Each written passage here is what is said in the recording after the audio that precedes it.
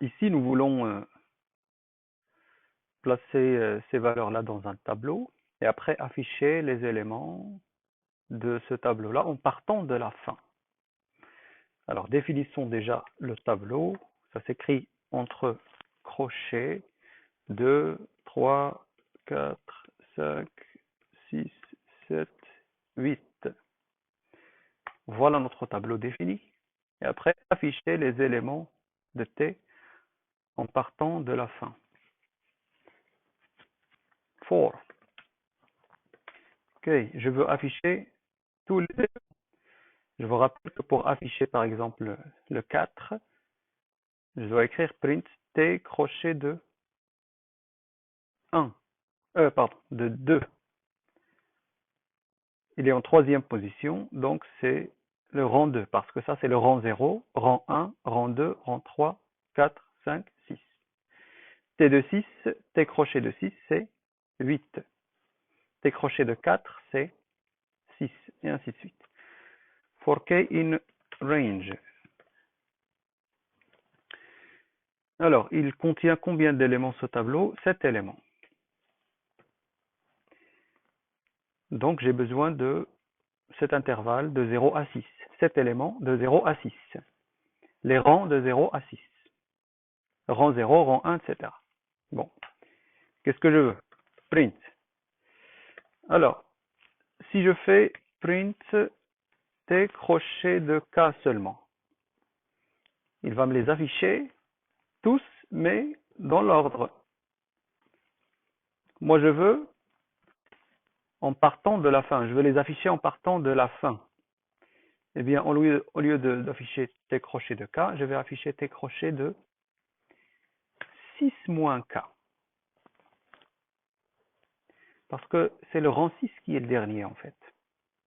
Et donc, si je veux afficher le dernier, d'abord, c'est T crochet de 6 moins 0. Ensuite 6 moins 1, et ainsi de suite.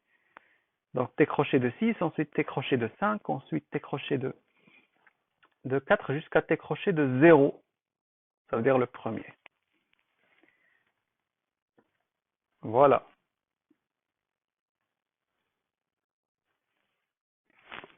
Dans cet exercice, nous voulons placer 20 valeurs positives saisies par l'utilisateur dans un tableau à 20 éléments. Et on veut refuser toutes les valeurs strictement négatives. Bon, moi, pour gagner du temps, je ne vais pas utiliser 20 valeurs, mais 5 valeurs, par exemple. Alors, on veut demander à chaque fois à l'utilisateur de saisir une valeur et la stocker dans notre tableau. Donc, j'ai besoin d'initialiser un tableau vide d'abord. L ou bien T égale au tableau vide. Je veux demander à l'utilisateur de saisir combien de valeurs? 20. Pour moi, 5 seulement. Pour gagner du temps, for K in range 5. Donc, je veux 5 valeurs. Qu'est-ce que je veux? Je veux à chaque fois lui demander de saisir une valeur. N égale à int de input de saisir une valeur. Bon. Avant de la stocker dans la liste, avant de l'ajouter à la liste vide, je veux refuser d'abord toutes les valeurs strictement négatives. Donc là, j'ai besoin d'une boucle tant que cette valeur-là, que l'utilisateur a saisie, est négative, je vais lui redemander de saisir un nombre positif. Je vais la refuser. Et ça va tourner comme ça jusqu'à ce qu'il comprenne et qu'il saisisse une valeur positive. À ce moment-là, lorsqu'il aurait saisi une valeur positive, le programme peut sortir de la boucle tant que. Et donc là, je peux ajouter cette valeur à la liste ou bien au tableau en écrivant l.append n. Il va faire ça 5 fois pour moi. Si vous voulez qu'il le fasse 20 fois, vous écrivez in range 20. Voilà. Ici, on a demandé juste de placer 20 valeurs positives saisies par dans un tableau. On ne nous a pas demandé d'afficher le tableau. Bon, on peut s'arrêter là. Je peux exécuter, saisir N1, 2, moins 3, non, il ne veut pas moins 3. 3, si je fais moins 4, non, il ne veut pas. 4, après 5, voilà. Voilà votre tableau avec les 5 éléments qui sont saisis correctement par l'utilisateur. Si je voulais l'afficher, il aurait suffi que j'écrive print ici, L à la fin. Voilà. Alors, ici, on veut demander à l'utilisateur de saisir 10 valeurs numériques et après, choisir une dernière valeur T. Et après, nous renvoyer le nombre des premières valeurs ici qui sont strictement supérieures à cette dernière qu'il avait saisie. Bon, moi, pour gagner du temps là encore, je vais travailler avec 5 valeurs. Et je vais les stocker dans une liste pour pouvoir les réutiliser après. Donc, j'initialise une liste vide. Et après, for k in range 5, 10 pour vous, si vous voulez les 10 valeurs. Qu'est-ce que je veux? Je veux demander à l'utilisateur de saisir une valeur. Et après, de l'ajouter à ma liste. Voilà. For k, attention ici. Voilà. Bien. Donc là, après avoir saisi 5 valeurs par l'utilisateur, ce serait stocké dans la liste, dans l'ordre. Ensuite, qu'est-ce que je veux? Je vais lui redemander de saisir une dernière valeur T.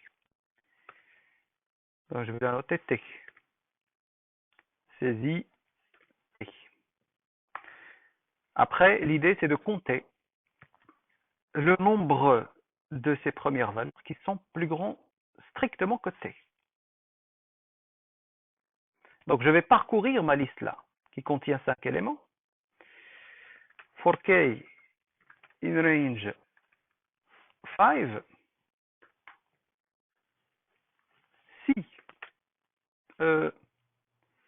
oui, si, j'avais oublié d'initialiser un compteur, mais bon, je vais le faire après. Si L crochet de K, si la valeur de rang K dans la liste